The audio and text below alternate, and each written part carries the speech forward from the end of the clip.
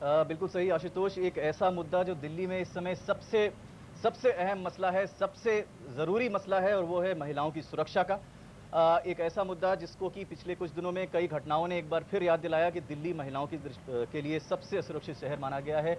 और हमारे अपने इंडिया टुडे आरजी मार्ग सर्वे में ये बात साबित हो गई कि कई लोगों ने ये भी कहा कि 87% लोगों ने कहा कि उन्हें राजनीतिक दलों पे इस बात का बिल्कुल भरोसा नहीं है कि उस मुद्दे को एकदम संजीदा तौर पे लेते हैं। और अभी दोनों जो कैंडिडेट्स ने इस बारे में बात की है उसमें कोई जिक्र नहीं हुआ, हम सब ने ये देखा।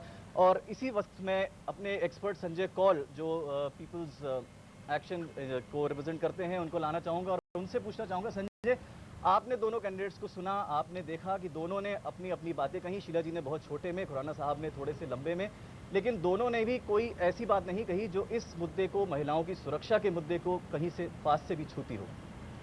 हाँ विनय, आप ठीक कह रहे हैं, लेकिन मैं शीला जी की जो ओपनिंग रिमार्क्स पे जो 1 मिनट के लिए वापस जाना चाहूँगा। इन्होंने बदलाव की बात करी, प्रगति और विकास की बात करी। ये बात तो तय है कि इस मामले में, महिलाओं की सुरक्षा के मामले में कोई बदलाव आया ही नहीं है, और अगर हालत कहीं गई भी है तो खराब की तरफ गई है। लेकिन इन्होंने गर्व की बात कही, इंटरनेशनल सिटी होने की बात कही। मुझे ताज्जुब होता है कि हम ऐसे शब्द इस्तेमाल कर सकते हैं जिस शहर में कोई औरत शाम को 5 बजे के बाद अपने आप को सिक्योर न महसूस कर सके। ये बड़ी अजीब सी बात है कि हमारे हर किसी और दूसरे शहर में ये हालत नहीं है। मुंबई में ऐसा नहीं होता है, बंगलौर में ऐसा नहीं होता है, लेकिन दिल्ली में होता है। मुश्किल ये है कि जब भी हम शीला जी को ये सवाल पूछते हैं तो ये पल्ला झाड़ देती है, कहती है सेंटर की प्रॉब्लम है क्योंकि पुलिस उनके अंडर है। तो इसका मेरे को कोई जवाब मिला नहीं अभी तक। संजय जी, आपने सुना खुराना जी को और शीला दीक्षित जी को, जो अभी तक की पूरी बातचीत हुई, क्या आप संतुष्ट नजर आते हैं? क्या आप इनकी सुन रहे हैं? वो तो हमारी आदत ही पड़ गई है, लेकिन मैं इसके बारे में कहना चाहता हूँ, सुरक्षा वाली बात। मैं आपको एक उदाहरण देना चाहता हूँ। हमने डिस्कस किया सिक्योरिटी के बारे में, विमेंस। एक एग्जाम्पल और भी है कैसे सिक्योरिटी खराब कर दी जाती है शहरों में। ऑटो रिक्शा की स्ट्राइक हुई, ऑटो रिक्शा वाले हर रोज आपको ठगते हैं।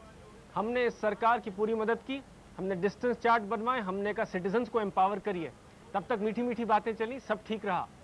सरकार ने कहा इनके आगे घुटने नहीं टेकेंगे, 31 दिसंबर को ये कहा, और 1 फरवरी को सब उल्टा दिया।